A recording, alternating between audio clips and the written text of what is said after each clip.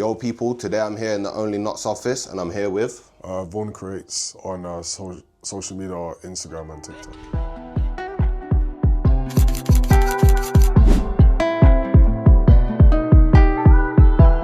So firstly, how did you get into photography? What sparked your passion for the photography industry? So how I got into photography was through I went on to an expedition when I was 14 to Nepal. And at the time, I wasn't really sure what I wanted to do in life. And during the time that I was out there, I saw one of my coaches, he had a camera.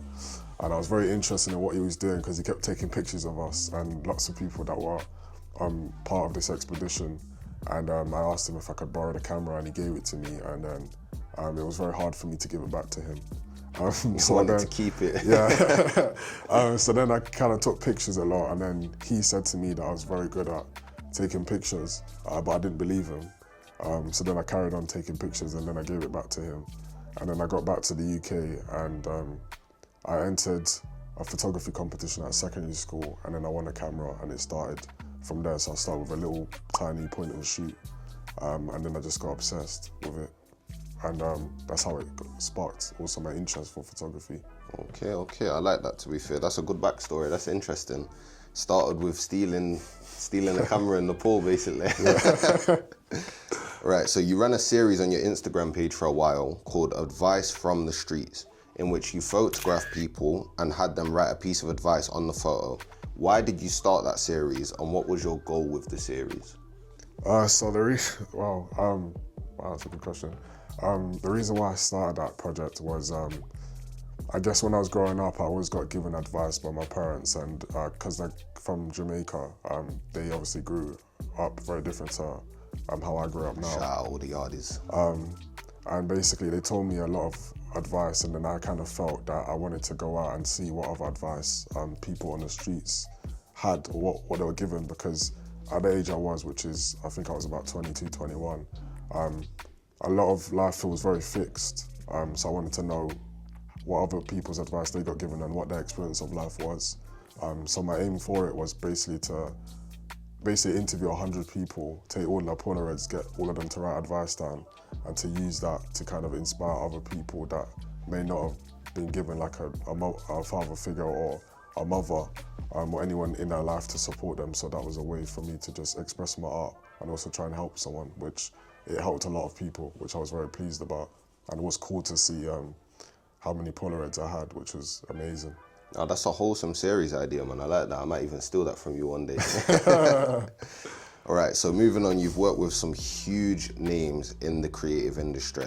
You've done photography for Endobs, Window Kid, Dizzy Rascal, Wiley, and even the Baller League, which have people like the Sidemen involved, which is crazy, by the way, so shout out yourself for that. Thank you. How did these opportunities come about, and what would you say you have learned from being around these people that are big in the industry?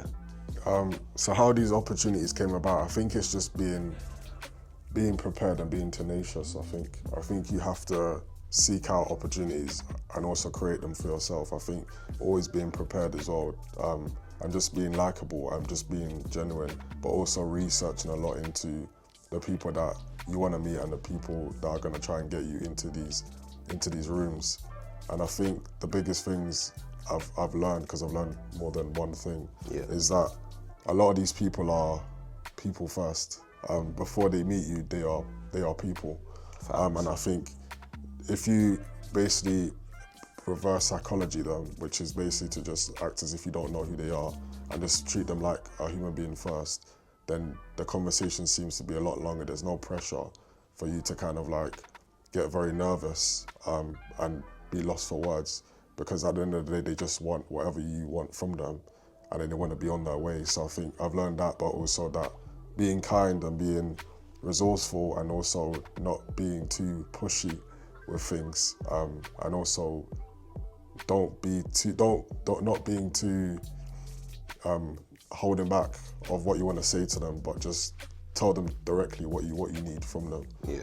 And also shoot your shot all the time. Like there's always something that you can ask. Yeah. There's always something you can ask, and there's always someone that they know that you wanna meet next. Like something that happened when I was at Baller League, because I met a security guard that was there, and I was just friends with them. They allowed me to photograph Idris Elba, you know, just because I was being nice and just because I was interested in what he was doing. And yeah, just being in the whole atmosphere was just mad. It was crazy. I think definitely one thing I'd say about that is, you know, when you reach a certain level of fame, you're almost dehumanized to the general public. People forget you're an actual person because they just see you as this celebrity.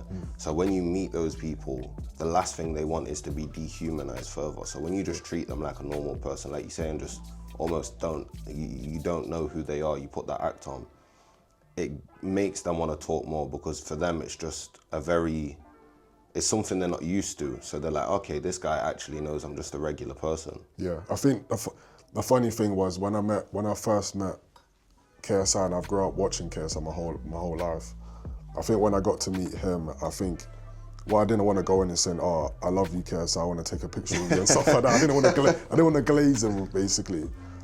So I just went in and I just said to him, I know you're busy, but can I take a portrait of you? And he just said, not right now. So I was like, okay, I respected that because he's a busy man. And then later on, I saw him again and I just said to him, I asked him about what he was wearing, basically, and I knew what he was wearing, but I just acted as if I didn't know the brand. I like that, man. And then that helped boost his ego. So then I got him to smile, and then I was like, okay, cool, I can now take a picture of him. And then that ended up being a picture that I was very lucky to get, because at the time there was thousands of people shouting and screaming and pointing cameras at him. So yeah. No, man, I like that. So of all the projects you've worked on, which has been your favourite and why? I'm gonna put you on the spot and make you pick a favourite. Damn. I would say the Polaroid project I enjoyed because I just did it on a whim by myself, and then I would also say the recent documentary that I'm about to release, which is, I'll give you a little snippet of it, but where it's basically, I've gone around asking people what is something that they wanted to know when they were younger that would have helped them now as an adult. Okay. So I kind of did that off my own back, and so far it's been like very, very eye-opening for myself, and also it's inspired each individual that's been a part of the documentary. And I think I would say that, but also my success documentary that I did, which is just asking people what the definition of success is to them. And that was another one that just completely changed my life. I think how I even looked at life. No, man, that's good, man. I like that. So when's this gonna be released?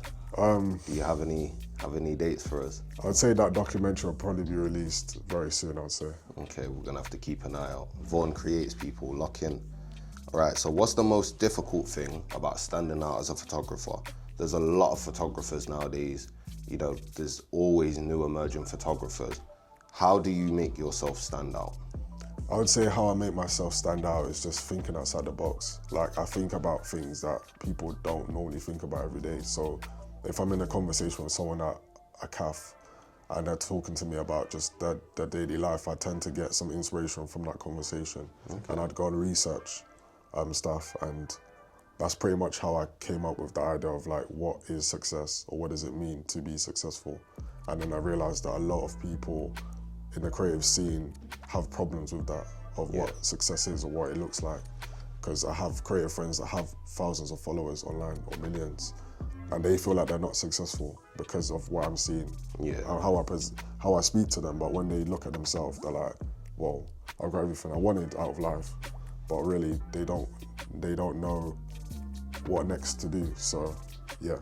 Okay, no, I feel that. Well, you ask a lot of people for advice. What's your one piece of advice that you give to someone just starting out as a photographer? It sounds very cliche, but I'd say like, just believe in yourself. Be brave. And I'd also say, create your own opportunities. And also I'd say just shoot your shot, like always shoot your shot. Like there's never a stupid question. And that's something I learned from school. There's always a question that someone else is afraid to ask. So you might as well just ask the question anyway. Facts, you know what, that's some solid advice, man, so thank you, bro. Well, going forward, what's your plans? Do you have any upcoming projects other than the documentary you're about to release? How do you plan to scale your business further as well moving forward? I'd say my plans in the future, I think, is to do bigger shows, but also shoot bigger artists. And I'd say how to scale my business further. I'm looking to go more into like away a bit from music events and more into just like parties and like weddings and stuff like that. That's more emotionally driven. To scale my business a lot more. Yeah, man. Okay. I'm looking forward to seeing as you progress, bro. We're gonna move on to 5 quick fire questions. Okay. Firstly, favorite camera brand. It's gotta be Sony. You know what? Adriel Shoot said that as well. So respectable. Right. Favorite Nottingham food spot. You've been in Notts for a while now. What's the go-to spot for you in Nottingham? Oh. Funny because I'm rarely in Notts now. You've got to have a one spot for us, man. I'll probably be Nando's. Nando's. You know what? Fair dues. You can't go wrong with a cheeky Nando's. You know what I mean? Nando's, I'll say that. Right. Biggest goal in life. Oh, I think ultimately just to be happy. I think Just to be happy and to wake up every day knowing that like I've also had an impact on the world and positively. No, I love that, man. I love that. Great answer. Right, so favorite part about being in the creative industry? The best part, I think, is just meeting so many people that I used to grow up watching either on the telly or on the internet, and also people that do what I do, because I never thought I would ever be like a photographer, or because it wasn't something I was interested in. Okay. Yeah. Lastly, dream collab. If you could shoot for anyone or any business in the world, you can only pick one. Which one would you choose? I'd probably be Nike. Nike. Yeah. I like that one. I feel like Nike have got all the connections as well. They could put you in a great position networking wise. Contact list must be mad. Nah, literally. But thank you so much for pulling up today, bro. Much appreciated, man.